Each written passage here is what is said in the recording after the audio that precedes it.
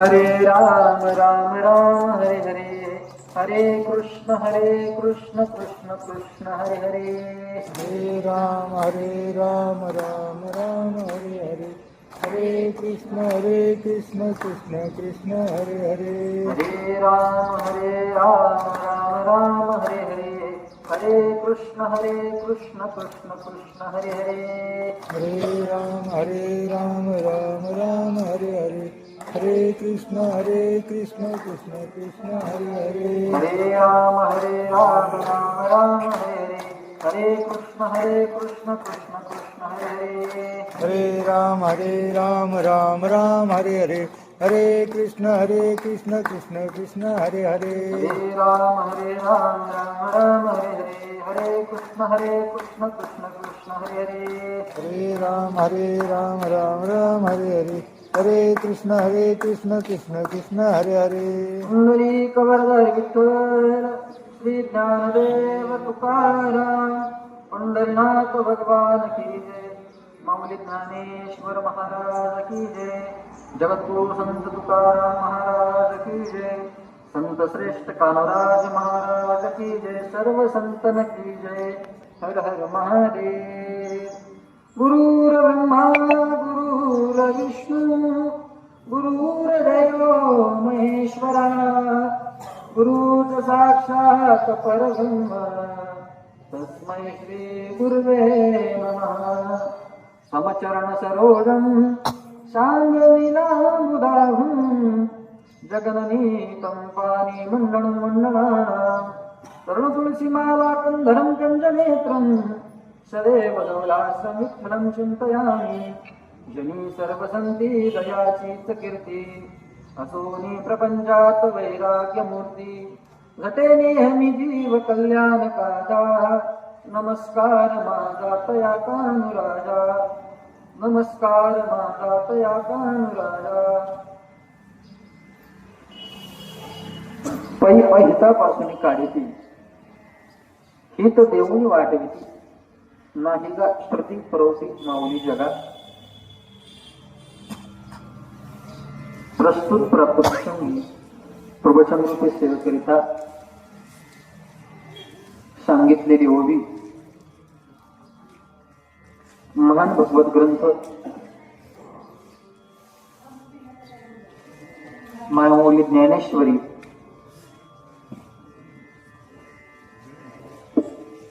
या ग्रंथामधील आहे.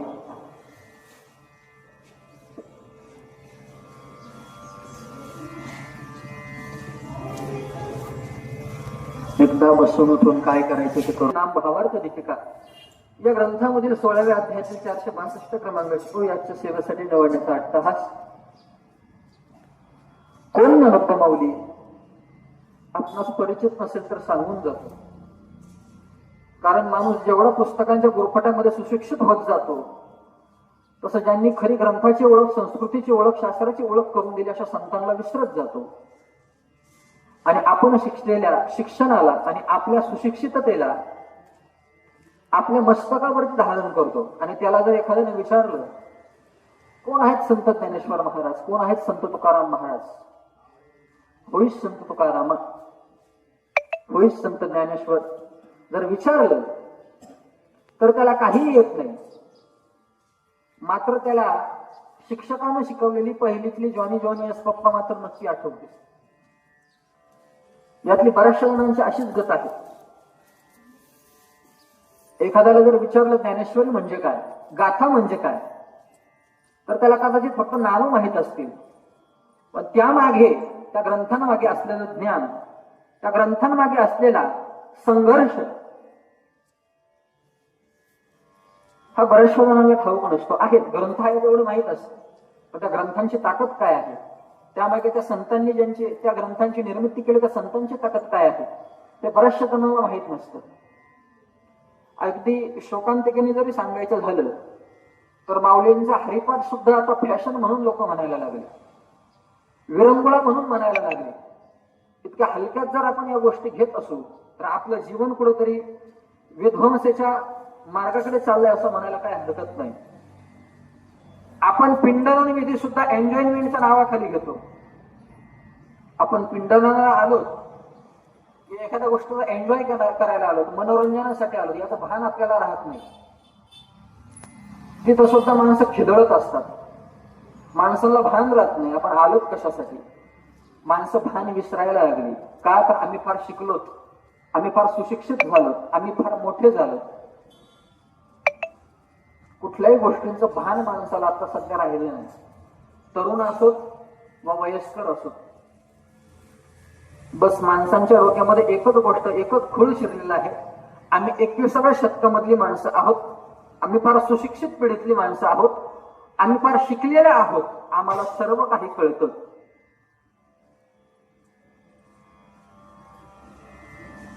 मी अगदी बोलायचं झालं तर ओपन चॅलेंज देतो.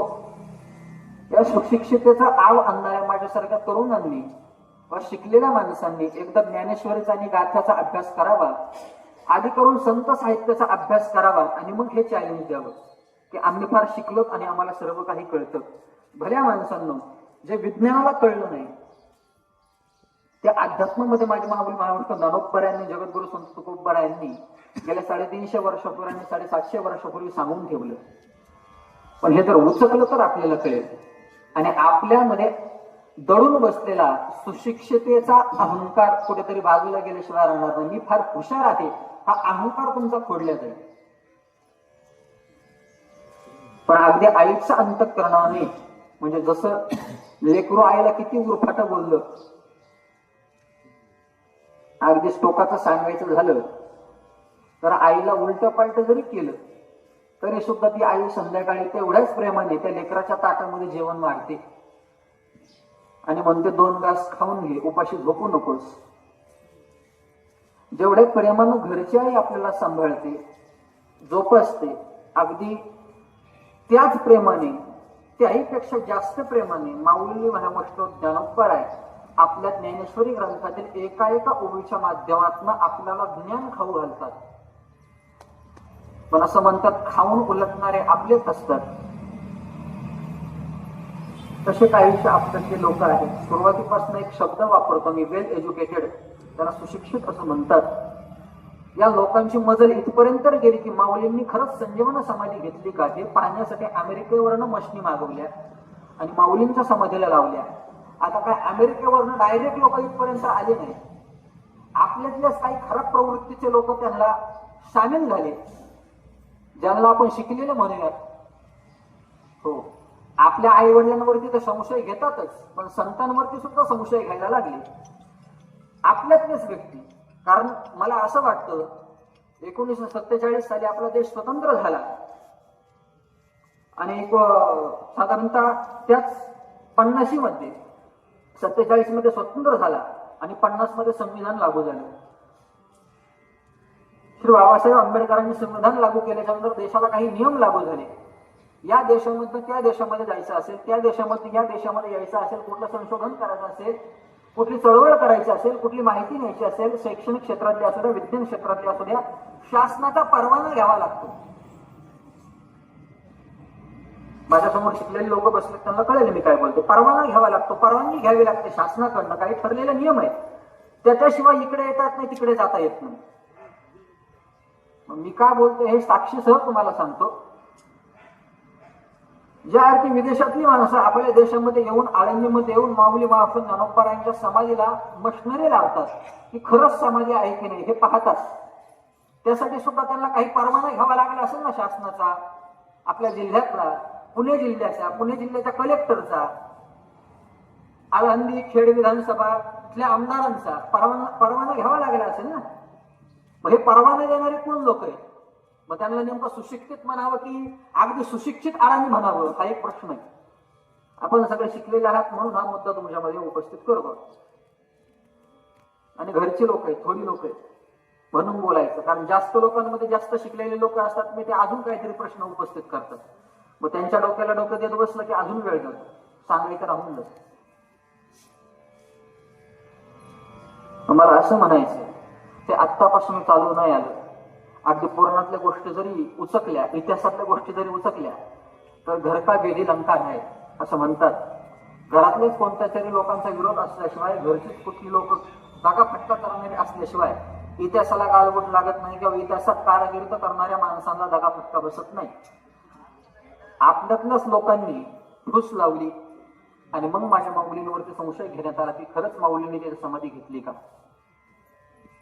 असो, मला तिकडे जायचं नाही, पण अतिशय संघर्षातनं उभी राहिलेली माझी माया माऊली ज्ञानेश्वरी,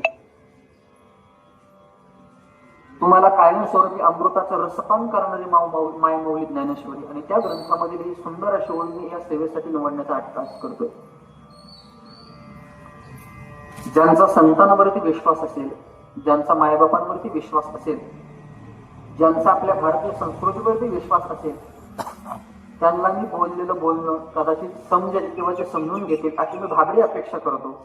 जे नाहीच समजून घेणार त्यांच्यासाठी हे माझं बोलणं नाहीच. उत्तम झालं, मी आजचं प्रवचन तुमच्याकडे पाहून करणारच नाही. त्याचे माझ्या समोर ठेवलेच नाही. हे समोरचे मला म्हणत होते की मूर्ती तिकडे घ्या, मी तुमच्याकडे पाहून प्रवचन करणार नाही, तसंच ती मूर्ती माझ्याकडे करून घेतली. कदाचित त्या मायाबाबाची पाठण माझ्याकडे असते तर मला बोलता आलं नसतं, म्हणून ती मूर्ती मी माझ्याकडे वळवून घेतली. मी त्यांच्याकडे पाहून बोलेल, मी तुमच्याकडे पाहून बोलणारच नाही.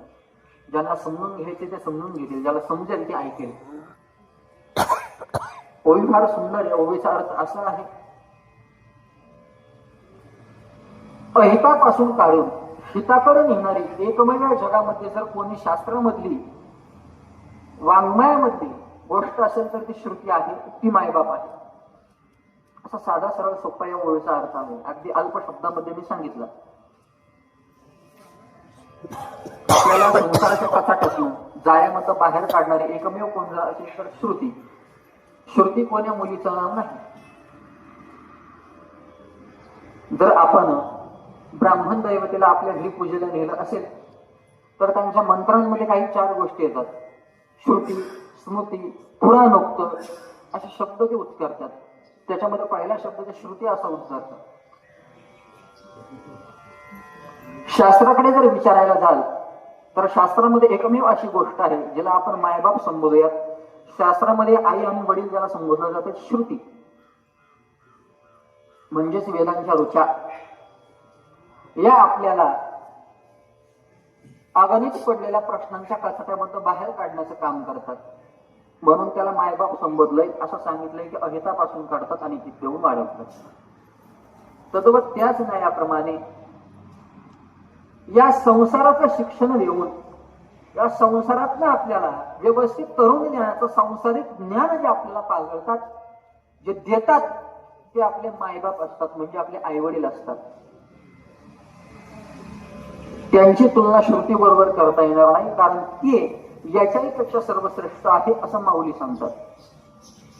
असा या ओळीचा अर्थ आहे. विस्तृत सभेकडे जाण्यापूर्वी वक्त्याचं आद्य कर्तव्य येण्याने कार्यक्रमाच्या प्रयोजनाची पुनरावृत्ती करणं हे माझं मी आद्य कर्तव्य समजतो. जरी तुम्हाला सर्वांना ठाऊक असलं, आपण या मैंद कुटुंबाच्या दुःखामध्ये समाविष्ट होण्यासाठी, सामील होण्यासाठी, या परिवाराचं दुःख हलकं करण्यासाठी या पावळच्या पवित्र अशा वैकुंठ धामामध्ये एकत्रित जमलेलो आहोत. नाथसाहेबाच्या कृपा दृष्टीनं, ज्ञानोबारायांच्या पदस्पर्शानं, श्री संत श्रेष्ठ कान्होबारायांच्या पदस्पर्शानं पावन झालेली ही भूमी, आणि या भूमीमध्ये, त्या पवित्र वैकुंठ भूधामामध्ये तुम्ही आम्ही सर्वजण आदरणीय कैलासवासी लीलाबाई पांडुरंग मैड वय वर्ष 81 या आजींना अखेरची भावपूर्ण आदरांजली श्रद्धांजली समर्पित करण्यासाठी या ठिकाणी एकत्रित जमलेलो आहोत. कार्यक्रमाची पुनरावृत्ती का करायची, आपण कशासाठी आलो ते वारंवार का सांगायचं, याला कारण असतं. मी इथं बसलेल्या लोकांचं बोलत नाही, बाहेरच्या लोकांचं बोलतो. मी असं का बोललो नाना तुम्हाला कळालं असेल, कारण काही गोष्टी समोरच तोंडावरती बोलल्या की बऱ्याचशा जणांना राग येणार असतो. असं म्हणतात, खरं बोललं की सख्याईला राग येतो, पण त्याच्यामधनं सुद्धा एक समाधान असतं.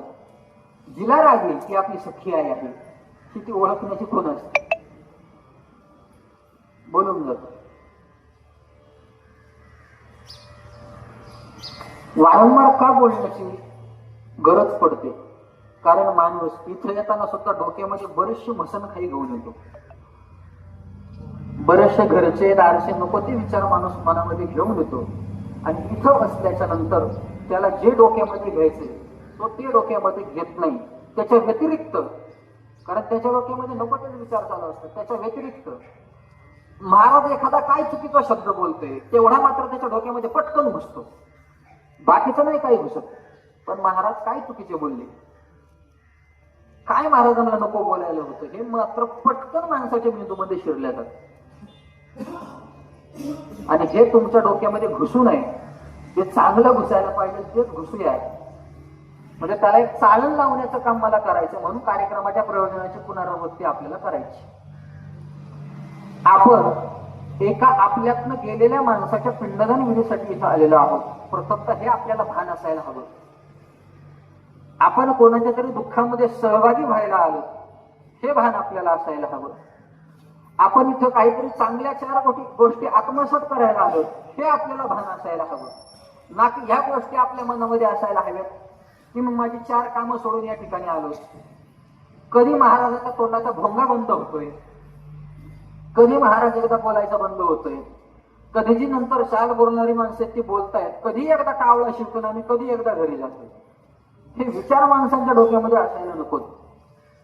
तर माणूस भाण्यावरती असायला हवा, ना की सखूबाई ठोकूबाई सकू आत्या रंजा आत्या यांच्याशी गप्पा मारण्यात आपण व्यस्त असावं. इकडंच त्याप्रमाणे दगडा आप्पा, धोंडा आप्पा, सखा तात्या इत्यादीशी आपण गप्पा मारण्यात गुंग असावं. आपण भानावरती असायला हवं. कारण ही प्रवचनरूपी सेवा या दिवंगत आत्म्यासाठी ठेवलेली नाही. ही प्रवचनरूपी सेवा तुमच्या आणि माझ्यासाठी ठेवलेली आहे. जे मागं बसले, जे पुढं बसले, जे मागं आहेत, या सर्वांसाठी प्रवचनरूपी सेवा आहे. कारण गेलेली व्यक्ती प्रवचनरूपी सेवा ऐकू शकत नाही. आणि जरी ऐकू शकत असली तरी तुम्हाला आणि मला माहित नाही, ऐकतीच आहे, त्यात मात्र शंका नाही. पण कदाचित गेलेली व्यक्ती जर प्रवचन ऐकायला अशी खुर्ची मांडून शेजारी बसली तर तुम्ही आणि मी इथं प्रवचनाला बसणार नाही. अगदी मौशार लागणाऱ्या थंडीने काही माणसांना आळस जरी आलेला असला तरी त्यांना त्या आळसातनं बाहेर काढण्याचं काम माझी प्रवचन रूपी सेवा करेल यात तरी मात्र शंका नाही. फक्त लक्ष असू द्या. आपण सदैव सुखाची तळमळ करत असतो, सुखाच्या मागे पळत असतो. जरी मनुष्याला माहीत असलं की संसार हा दुःखाचा आहे, दुःख बांधवडी आहे हा संसार, आणि सुखाचा विचार नाही कोठे. या संसारामध्ये सुख नावाची गोष्ट नाहीच. जसं असंख्य फुलावरती बसून मधमाशी एक टिपका मध गोळा करते, तसं संसारामध्ये असंख्य झटा खाल्ल्याच्या नंतर माणसाला कुठेतरी ते एक टिपकं सुख मिळतं. पण त्या सुखासाठी माणूस आयुष्यभर तळमळत असतो, आयुष्यभर तळमळत सुद्धा असतो. आणि त्या सुखाच्या नादात कोणाच्या तरी सुखावरती मळमळ सुद्धा करत असतो. संत प्रमाणे सांगून गेले, पण माणसं त्या गोष्टीला बांधली झाली नाहीत. कोजागिरी प्रश्न काकडा चालू झाला. काकडा तुम्हाला माहिती आहेत का? मी प्रश्नचिन्ह करतोय म्हणजे उपासात्मक करत नाही. खरंच माहिती आहे का सांगा. सांगून जातो काकडा सुरू झाला तर काकडा 2 गोष्टींसाठी घेतला जातो किंवा 2 गोष्टींसाठी केला जातो किंवा 2 गोष्टींसाठी संतांनी केलाय आणि करायला सुद्धा लावलाय. एक, संतांनी काकडा माणसांनाही जागा करण्यासाठी केला आणि संतांमध्ये इतकी ताकद आहे की संतांनी देवाला जागा करण्यासाठी काकडा केला. आणि भगवान परमात्म्याने त्या काकड्याचा सहर्ष स्वीकार सुद्धा केला. आणि विशेषत्वाने सांगायला आवडेल, संतांनी तो काकडा पहाटे केला. 8 वाजले त्यावेळेस केला नाही, पहाटे केला. देवाला ब्रह्ममुहूर्तावरती जागा करण्याचं काम केलं. तुम्हाला आणि मला ब्रह्ममुहूर्तावरती जागा करण्याचं काम केलं. उठ जागे भारे आता, स्मरण करा पंढरीनाथा, भावे चरणी ठेवा माथा, चुकवा व्यथा जन्माच्या, असं संतांनी सांगितलं. आणि देवाला सुद्धा जागी केलं. उठा पांडुरंगा, प्रभात समयोपातला, वैष्णवांचा मेळा गरुडा पारी दाटला. हे काकड्याची ताकद आहे. माणसांनाही जागा करतात. आणि देवाला सुद्धा जागा करतात. त्याच काकड्यामध्ये एक सुंदर प्रमाणे संसारा बाबतीत, पण ते तुमच्या कानावरती पडत नाही. तुम्हाला काकडा माहित असेल, काकडा होतो हे माहित असेल, वर्षातनं एकदा होतो हे माहित असेल, कोजागिरीपासून हनुमान जयंतीच्या हनुमान जन्म दिवसाच्या दिवसापर्यंत होतो हेही माहित असेल, पण काकड्यातले अभंग मात्र आपल्या कानावरती पडत नसतील. कारण का? ती आपल्या साखर झोपेची वेळ असते. अगदी ह्या भाषेत सुद्धा आमच्या वारकऱ्यांची मस्करी केली जाते की का कुत्र्यासारखे भुंकतायत. आमच्या झोपेचा सत्यानाश केला यांनी, इथपर्यंत बोललं जातं. कोण बोलतं? ही शिकलेली लोक बोलतात, सुशिक्षित लोक बोलतात. पण त्याच्या पुढे मी कंसात लावतो, हे अर्धवट ज्ञान असलेली लोक असतात. संतांनंतर संतांनी तो वारीचा बसा, वारकरी संप्रदायाचा बसा, वारकरी वाङ्मयाचा बसा, संत वाणीचा बसा संतांनी वारकऱ्यांच्या हाती सोपवला की तुम्ही ही भगवी ध्वजा लोकांपर्यंत पोहोचवा, ती अविरत चालू राहू द्या. तो बसा वारकऱ्यांकडे दिला, तो वारकरी चालवतात. आपण आपल्या साखर झोपेचा त्याग करत नाही, पण वारकरी मात्र आपल्या साखर झोपेचा त्याग करतो आणि पांडुरंगा पुढे त्याच्या मंदिरामध्ये त्याचा काकडा घेण्यासाठी पहाटे जातो. आणि संसारामध्ये निश्चितच त्यागाला किंमत आहे, परमार्थामध्ये सुद्धा त्यागाला किंमत आहे, भगवान परमात्म्यासमोर सुद्धा त्यागाला किंमत आहे. ज्याला त्याग करता आला त्याला भगवान परमात्म्यापर्यंत पोहोचता आलं, त्याला भगवान परमात्मा मिळवता आले. पण माणसाला त्याग करता यायला हवा. माणसाला त्याग करता येत नाही, कुठल्याच गोष्टीचा त्याग करता येत नाही. काही काही महाभाग असे मी पाहिले, चंदननगरला गेल्याच्या नंतर, खराडेला गेल्याच्या नंतर, आता पुण्याच्या ठिकाणी ज्यावेळेस मी दसरीला जातो त्यावेळेस काही महाभाग आपल्या कामाला आणि पैशाला एवढं प्राधान्य देतात, तिथं मांडी घालून माझ्या समोर बसलेले असतात, पण तिथं मोबाईल मध्ये तोंड घालून बसलेले असतात. मग त्यांच्या मिटिंगा काय तिथं चालू असतात तर मला कळत नाही. आणि वरती मला येऊन नंतर म्हणतो, महाराज मला मिटिंग होती, मी IT कंपनीमध्ये कामाला आहे. अरे भल्या माणसं, मग तू घरीच बसायचं ना, इथं पिंडाकडे आला कशासाठी? तुझ्यामुळे कावळा निघून गेला, तू बोलत बोलत तिकडे पिंडाकडे गेला, तर आलेला कावळा उडून गेला. अशी माणसांची काहीशी परिस्थिती झालेली. माणसाला सावध करण्याचं काम वारंवार संत करतात, सावध होत नाही. जातात कशासाठी तुम्ही ना, किंवा येतात कशासाठी, हा माझा प्रश्नचिन्ह असतो मला माझा. तुम्ही तिकडच शिकताय, तिकडच वाढताय, तिकडच थांबा. आली दिवाळी चला गावाला, आला हा सण चला गावाला, कशाला येऊन गाव खराब करतात? प्रश्नचिन्ह असतं माझं मोठं. बरं यायचंच ना तर तेवढा भारताच्या संस्कृतीचा, संतांचा वारसा तुम्ही जपलेला पाहिजे. उगाच तिकडून इकडे यायचं आणि गावची पण दोन बिघडायची कशासाठी? चांगल्या आनंदाने खेळत बागडत असतात गावची लेकरं, गावच्या मुली. तिकडनं इकडे यायचं, आपली फॅशन, आपल्या गोष्टी इकडे येऊन दाखवायच्या आणि गावची लोक बिघडवायची कशासाठी? माझ्या समोर घडलेला प्रसंग सांगतो. आपल्या मावशीची आणि चुलत्याची मुलं शहराकडनं गावाकडे आली. त्यांची रहनसहन, त्यांचं चलनवलन, या सगळ्या गोष्टी पाहून त्या गावामध्ये राहणाऱ्या त्या आईची मुलं त्या आईला बोलायला लागली, आई आम्हाला सुद्धा तसं राहायचं, आम्हाला सुद्धा त्या गोष्टी हव्या. म्हणजे आई त्या गोष्टी त्या मुलांना पुरवू शकत नव्हती. आणि त्या अट्टाहासापोटी काही दुर्गुण त्या मुलांना चिटकले गेले. आता यात दोष कोणाचा? कदाचित त्या बाहेरनं येणाऱ्या लोकांना जर आपल्या गावची संस्कृती माहीत असेल, आपली भारताची संस्कृती माहीत असेल, तर तेही त्या गोष्टी घेऊन गावाकडे येणार नाही. आणि गावच्या लोकांच्या किंवा गावच्या मुलांच्या डोक्यामध्ये त्या गोष्टी भरवणार नाही. म्हणजे माणसांच्या लक्षात येत नाही आणि माणसं नको त्या गोष्टीकडे प्रवृत्त होत चालतात. चला मला तिकडे जायचं नाही. पण माणसानं भानावर राहणं फार गरजेचं आहे. काकड्यामधलं प्रमाण मला तुम्हाला सांगायचं होतं. सुख पाहता जवा एवढे, दुःख पर्वता एवढे. प्रमाणे सुख पाहता जवा पाडे, दुःख पर्वता एवढे. जव म्हणजे जवस. जवस आपणास माहित असते, ते सध्या चटणीपुरते सीमित राहिले. जवसाची चटणी खाल्लेलं खूप चांगलं आहे, माझ्याकडे लक्ष असेल.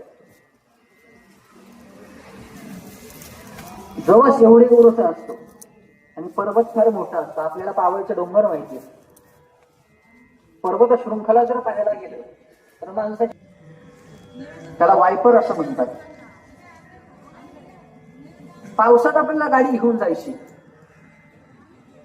आणि ही दोन दांडकी त्या गाडीला नाही आणि चांगला वळवाचा पाऊस चाललाय. जसा अकाळी पाऊस अवेळी पाऊस काल येऊन गेला दुपारच्या नंतर पावळमध्ये, बाहेर पुढे झाला का नाही मला माहित नाही, पावळमध्ये झाला. असा पाऊस चालू आहे, त्या पावसामध्ये आपल्याला गाडी चालवायची, पण त्या गाडीच्या काचेला पूर्ण ती दोन दांडकी नाही. आपल्याला गाडी चालवता येईल का? त्या दांडक्यांचं काम काय आहे?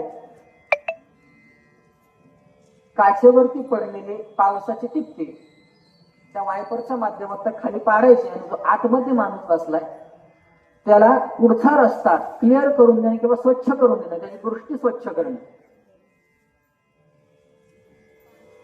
उदाहरण त्या पात्रतेचं नसेल तरी बोलून जातो.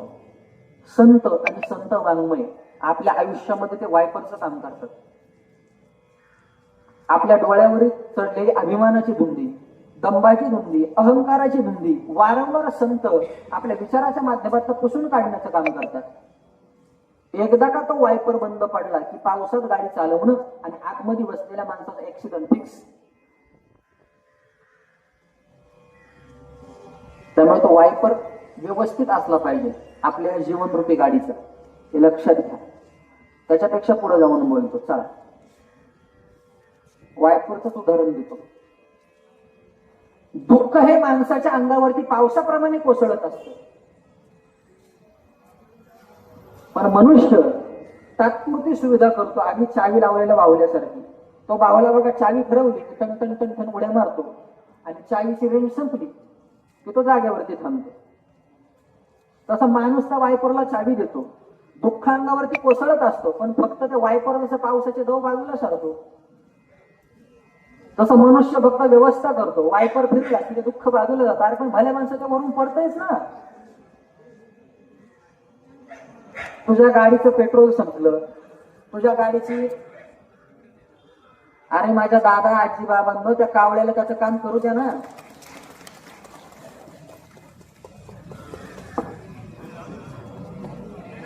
अगदी तसं आपण फक्त त्या दुःखावरती वायपर मारत असतो.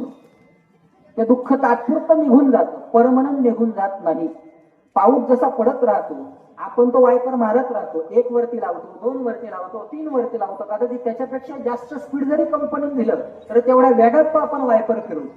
हो, पण पाऊस सुद्धा म्हणतो तुझा वायपर खराब होईल, त्याचा रबर खराब होईल, पण पाऊस पडायचा थांबणार नाही. तशी आपल्या आयुष्यातल्या दुःखाची गत असते. पण जसं असंख्य फुलावरती बसून मधमाशी एक टिपका मध शोषून घेते, ती ताकद आपल्यामध्ये असली पाहिजे. तसं या संसारामध्ये असंख्य दुःखाच्या डबक्यामध्ये राहून तो सुखाचा एक क्षण माणसाला टिकता आला पाहिजे. मायबाप माय मोली जाऊन आपल्यातनं 10 दिवस पूर्ण होत आहेत.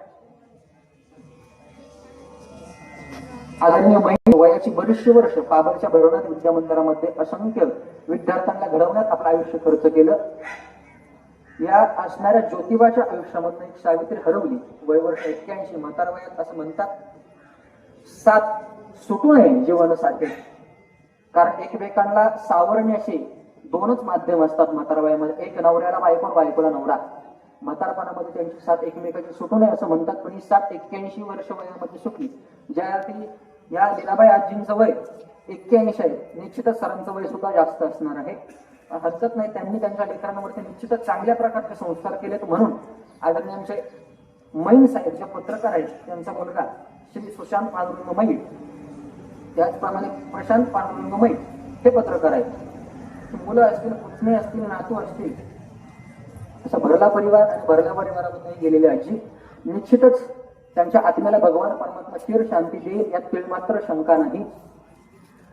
कारण जसं पांडुरंगाच्या आयुष्यामध्ये रुक्मिणी माता मशालीचं काम करतात, तसं संपूर्ण आयुष्यामध्ये या पांडुरंग सरांच्या आयुष्यामध्ये मशालीचं काम ज्यांनी केलं, असंख्य आयुष्याच्या लीला ज्यांनी केल्या, त्या लीला आजी त्या निश्चित प्रकारे सोडून गेल्या. वेगळं मी सांगण्याची गरज नाही. एक शिक्षक आणि त्या शिक्षकाने या मुलांवरती केलेले संस्कार अतिशय टोकाचे आहेत. ते निश्चितच दोन्ही मुलं या सरांना निश्चितच चांगल्या पद्धतीने सांभाळतील, यात मात्र शंका नाही. या आजीला भगवान परमात्मा आपल्या हृदयाशी स्थान देव अशी मी भगवान परमात्म्याच्या जवळ प्रार्थना करतो. केलेला संकल्प या आजीचा पूर्णत्वाला गेला. प्रत्येक स्त्री प्रार्थना करत असते की सौभाग्याचं लेणं माझ्या कपाळावरती असताना मला मृत्यू घ्यावा, आणि तो मृत्यू भगवान परमात्म्याने आजीला प्रदान केला. सौभाग्याचं लेणे घेऊन 10 दिवसापूर्वी या कुटुंबामध्ये आजी गेली. निश्चितच चिरशांती भगवान परमात्मा त्यांच्या आत्म्याला प्रदान करू अशी भगवान परमात्म्याच्या चरणी प्रार्थना करतो. तुम्हा सर्वांच्या वतीनं, माझ्या वतीनं या आजीला भावपूर्ण श्रद्धांजली समर्पित करतो. तुम्हा सर्व माझ्याच मायबापांच्या चरणावरती ती झालेली सेवा समर्पित करतो. कोणा एकाचं नाव मी घेणार नाही, सर्वच माझ्या परिचित आहे. आदरणीय आमच्या राजूमामा आगरकरांच्या माध्यमातून प्रवचनरूपी सेवा माझ्याकडे आली, त्यांनाही धन्यवाद देतो. ही सेवा माझ्या वडिलांच्या आईच्या चरणावर समर्पित करतो, ज्यांनी मला परमार्थाचं बाळपण पाजलं. माझे वडील माऊली महाराज पिंगळे यांच्या चरणावरती समर्पित करतो. त्या संस्थेची माती माझ्या कपाळाला लागली आणि माझी वाणी पोपटासारखी बोलायला लागली. ती गुरुनानगुरु सद्गुरु देव महाराज भारतीय शिक्षण संस्था या संस्थेच्या चरणावरती सेवा समर्पित करतो आणि याच ठिकाणी सेवेला पूर्ण देतो. कुंडलिक वरदाय विठ्ठल श्री ज्ञानदेव तुकाराम पंढरीनाथ भगवान की माऊली ज्ञानेश्वर महाराज की विठ्ठल विठ्ठल विठ्ठल विठ्ठल.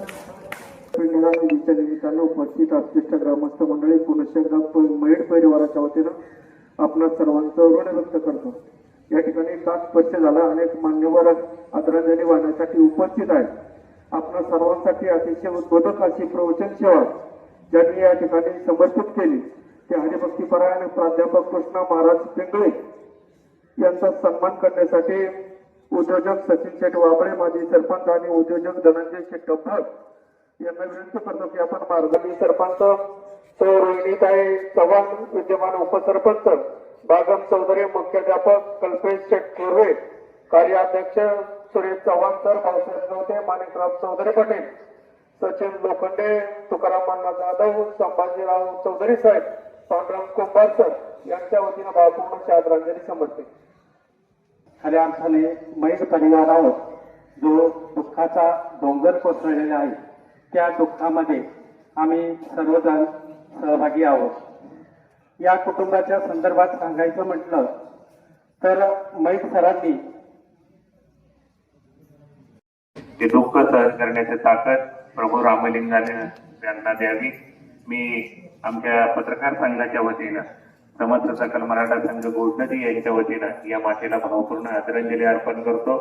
माझ्या समवेत आलेले शिरूर तालुका मराठी पत्रकार संघाचे संस्थापक नितीनजी बारावकर यांच्या वतीनं, सागर रोकडे यांच्या वतीने आणि तालुक्यातील उपस्थित सर्व माझे सहकारी पत्रकार मित्र यांच्या वतीनं या मातेला भावपूर्ण आदरांजली अर्पण करतो. ओम शांती. यांच्या वतीनं भावपूर्णाची आदरांजली समर्पित. कॉन्ट्रॅक्टर प्रतीक पिंगळे यांच्या वतीनं भावपूर्णाची आदरांजली समर्पित. यानंतर जिल्हा परिषद सदस्य सविताताई बगाटे आपल्याला विनंती आहे आपले दुःखद विचार या ठिकाणी प्रकट करायचे. हिंदू संस्कृतीप्रमाणे दशक्रिया विधीच्या निमित्तानं जमलेला शोकाकुल जनसमुदाय, आपदेष्ट नातेवाईक, पै पाहुणे, बंधू आणि भगिनीनं, प्रथमतः आपण सगळेजण आमच्या मैड सरांच्या दुःखात या ठिकाणी सहभागी झालात.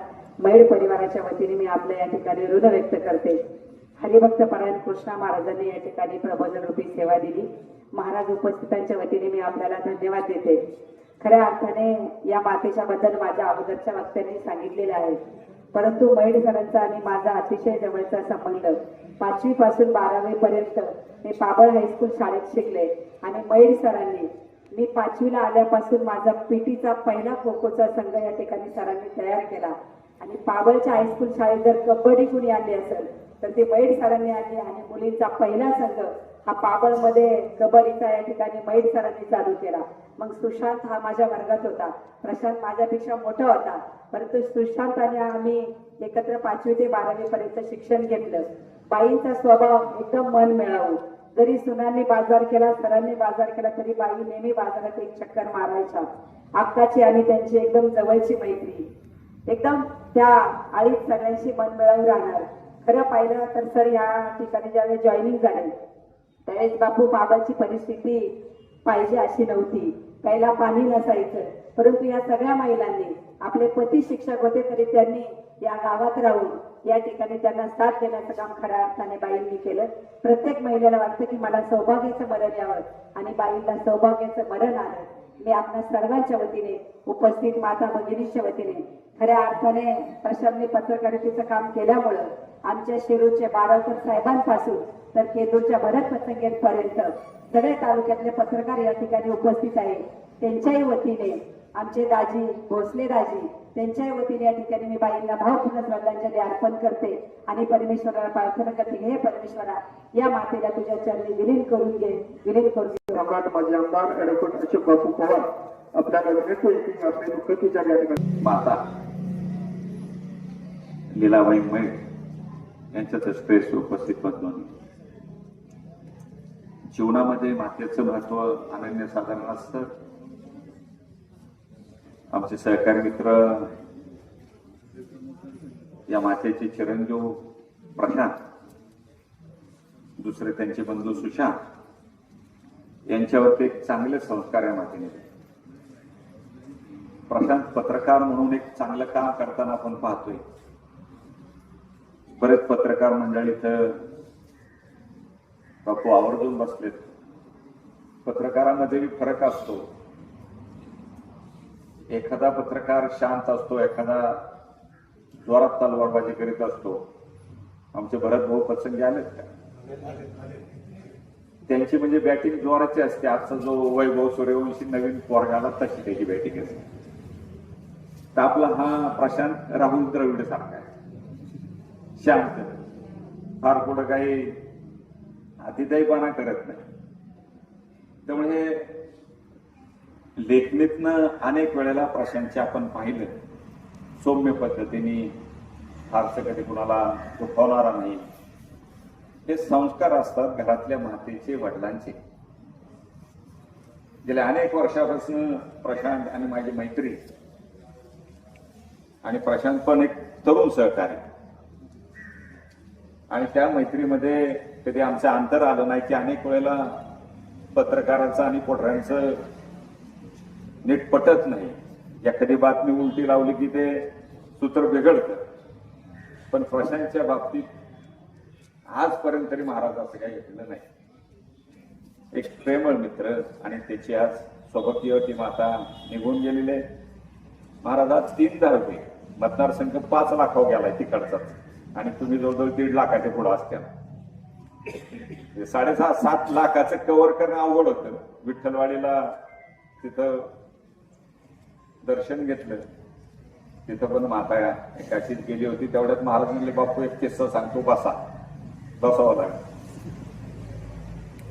त्या पळापळीच्या ह्याच्यात जेवढं काही कव्हर करता येतं, महाराज आमच्या सारखा कार्यकर्ता प्रयत्न करत असतो. परंतु टोकाचं गाव असतात ते थोडं अडचणी होतात.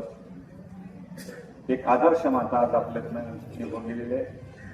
मी आपणा सर्वांच्या वतीनं, तसेच शिरोली तालुक्यातील आम जनतेच्या वतीनं या मातेला भरपूर आदरांजली वाहतो. या ठिकाणी माजी सदस्य आदरणीय शांताराम चौधरी पाटील यांना विनंती करतो, तत्पूर्वी विभागीय अधिकारी पीडीसी बँक राजेंद्र जाधव साहेब यांच्या वतीनं भावपूर्णाची आदरांजली समर्पित.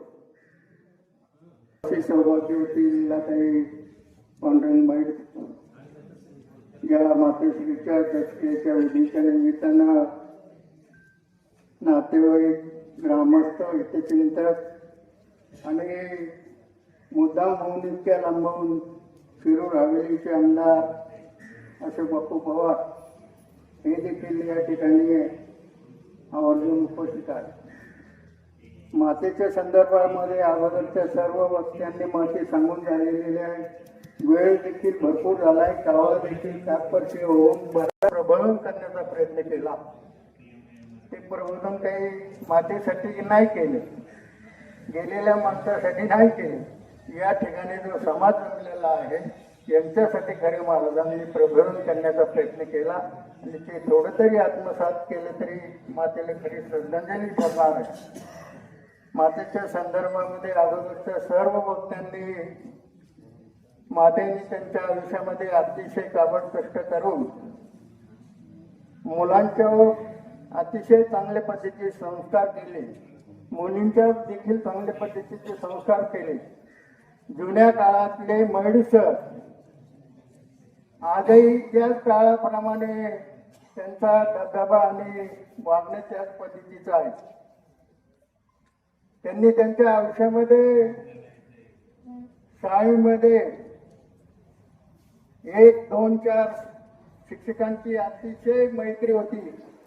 त्यामध्ये ढोकले सर आणि मैड सर ही शाळेतही मैत्रीण, बाहेरही मैत्रीण, गेल्यानंतर देखील आजही त्या दोघांची मैत्री संपलेली नाही.